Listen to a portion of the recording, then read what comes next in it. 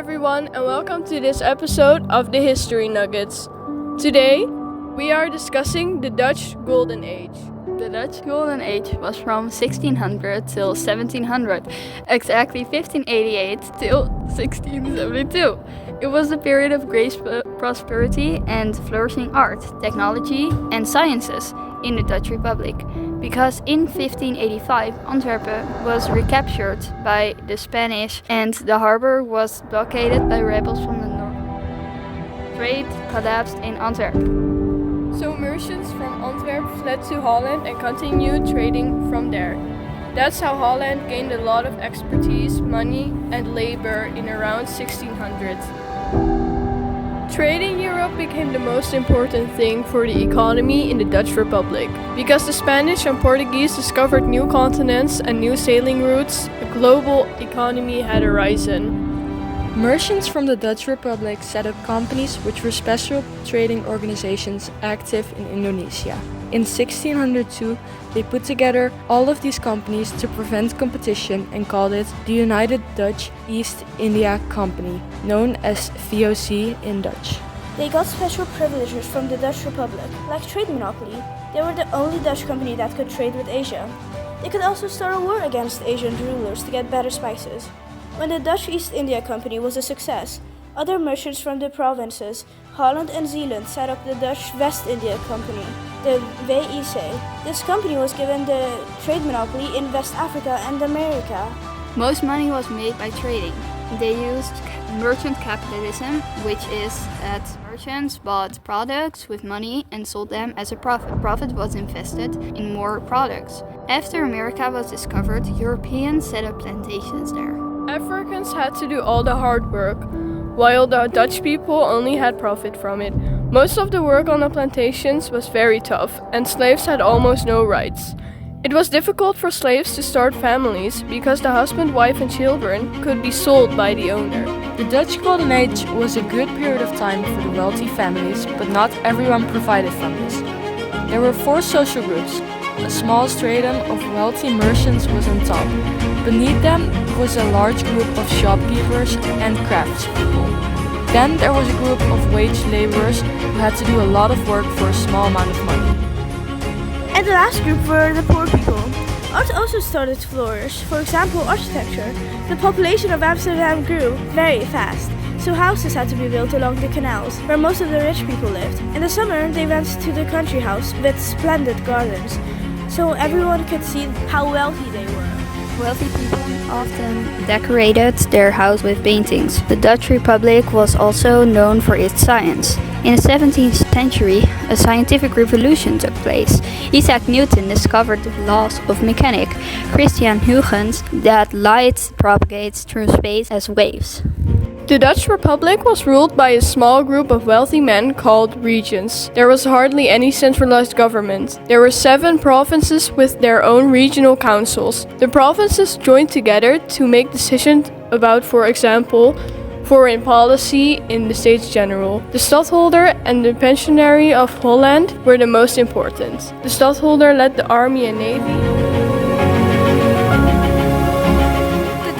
Age was a period of great prosperity and flourishing of art, technology, science, and trade, which might even be the most important one.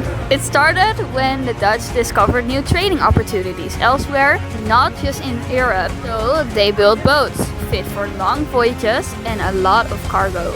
They used the same routes the Spanish and Portuguese discovered earlier on their voyages of discovery and sailed their way to Asia and America.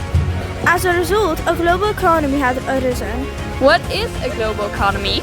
A global economy is an economy that extended over all continents. Merchants from the Dutch Republic joined in with this too. They set up special trading posts called companies or compagnieën. Those were particularly active in Indonesia, then called East Indies. There was a lot of competition, and to prevent that, they merged these precursors companies to form a single business in 1602, the United Dutch East Indian Company, the VOC. That company set up a large network of trading posts in Asia and Africa. The government also gave them some special privileges, like the trade monopoly for Asia. What does trade monopoly mean? means that the VOC was the only Dutch company that could trade with India. They could also go to war against other Asian rulers to get better spices, for example. This led to trade in all kinds of new products such as cane sugar, cacao, coffee, and tobacco from America, and spices like pepper, nutmeg, mace, and cloves.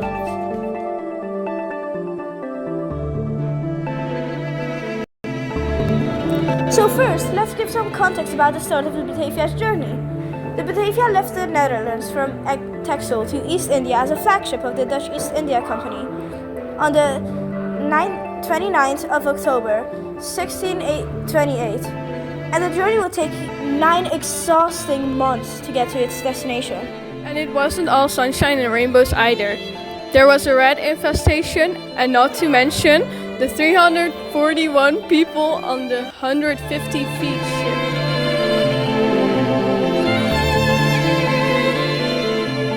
But who was sailing with the Batavia? You have the more simple answer? The most common people were soldiers, crew, women, and children. And the Batavia was commanded by one of the most experienced merchants of the Dutch East India Company. His name was Francisco Palsart. Francisco left in 1628 for Java, and he was in charge of 3 ships. But if you remember correctly, there were 7 ships sailing in total. Francisco's own ship, the Batavia, lost contact of the other ships, making it a difficult journey and crew members to be panicked. The Batavia also had a skipper, namely Airin.M, who was one of the oldest on the ship. There's not much to know about him, but the disagreement between him and Francisco 10 years before the sailing would be reason for Batavia's downfall. And what about the cargo? Do we know anything about that? The cargo of the Batavia consisted of 12 chests full of silver coins. It was worth 250,000 guilders, but now if you had that many guilders, it would be worth about a little more than 130,000. Talk about inflation, am I right? They wanted to use the money for trade and to buy spices such as nutmeg, mace, and cloves. The Batavia also carried goods like wine, cochineal, that is a red dye, rich in color, cloth, and cheeses. They also had way more valuable items such as beautiful old gems. There was one that could have belonged to a Flemish painter called Peter Paul Rubens, who hoped to sell it to the Emperor of Hindustan, Jahangir. Besides all those trading goods, they even had blocks of sandstone to expand the property of the Dutch East India Company. But now about the actual story of the Batavia and the wreck. After 9 months, the Batavia sailed around Africa and across the Indian Ocean and found itself on the coast of the now-called country Australia. They were getting closer to their destination of Indonesia. But on 1629, the Batavia shipwrecked on its voyage just along Australia. The actual reason isn't confirmed, but people believe that Jacob didn't know where he was and that he was in an unknown and dangerous place. Or he changed the route to be able to hijack the ship like he had planned. Most of the crew would be rescued and brought to an island that got called the nickname Batavia's Graveyard. But originally known as Beacon Island, with around 180 people on the island and around 70 still on the wreck. Out of those people, here were also 48 people who did, including me, Francisco and Jacobs, who planned to go search for some drinkable water. Francisco even wrote in his journal about how concerned he was about the lack of water. Yet, it didn't take long for them to shut down the idea since they didn't find any. So they decided to make their way to Batavia, that is now called Jakarta. They planned to get some help from there. But Hieronymus Cornelis, a 30-year-old bankrupt merchant and apothecary, was in charge of the cargo of the ship and was also aware over how Jacobs had planned to hijack the ship. Knowing that and seeing Jacobs leave, he had suspicions of him betraying everyone and shared his worry with other people in on the hijacking plan. When Francisco left, it was a disaster since the Batavia broke apart, drowning 40 men with it. But the others who did survive such as Cornelis, made it to the island with the previous survivors. With the timing of Francisco's departure and the shipwreck, it made the crew agitated and distressed. With this, it was rather easy for Cornelis to take charge over the group of around 40 men. He had planned to take over a rescue ship and take off, but if things didn't go as planned, he wanted to live his life according to the teachings of a philosopher, Terentius to be exact.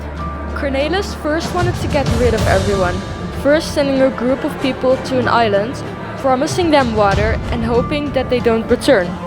Then he told some soldiers to go to the same route that Francisco went and took their firearms from them, also hoping that they wouldn't come back.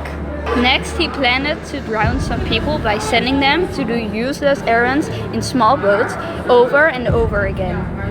Now that most of the population was gone, he organized for the remaining survivors to be killed, including women and children. Yet he still kept a couple women around, even claiming a woman for himself. He soon realized that the people he sent and promised water to had been surviving for a little too long than his liking. He ordered them to be murdered too. Talk about a serial killer who didn't get his hands dirty. That's right. He didn't do many murders himself, but he just had a good way of sweet talking that made others do it for him.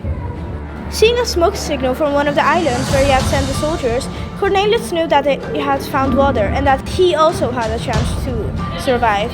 So also going after them too. But wait, this assassination attempt was unsuccessful.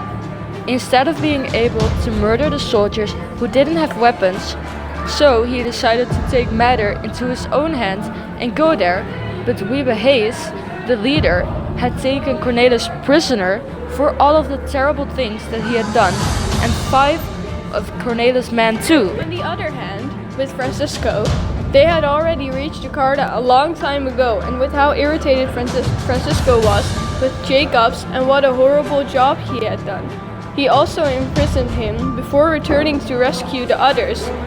The return took almost double the time it took the ship to get to Jakarta. When Francisco arrived, Hayes explained to him what had happened and why they had captured Cornelis. After Francisco questioned Cornelis, Cornelis blamed everyone but himself. After some more talking with other members and Cornelis' men, Francisco pieced together what crimes had been committed in his absence. Such as murder of many Batavia survivors, looting of Dutch East India property and belongings, rape, and many other acts of treason and hierarchy. For punishment, Francisco ordered for the helpers of Cornelis for their right hand to be cut off, and both of Cornelis' hands, since he had worse crimes, he did that before hanging the man. People with less crimes were taken back to Jakarta. When back, Hayes was promoted for what he had done. We worked as thinkers because we thought about our actions and we searched on things and we thought about our actions. And a communicator because we discussed our plans and we listened to each other. How did we work on this as a group? We worked together and divided the work equally. We were also reflective because we always checked each other's work and provided feedback, so our end result is as good as we could. We were also caring to each other. We made sure no one would feel left out. What was the process? We first started making the scripts. We started doing that pretty early, so we were sure that we would have enough time. We planned the recording about a week before the due date, so we had enough editing time and we didn't have to do all the recording at once.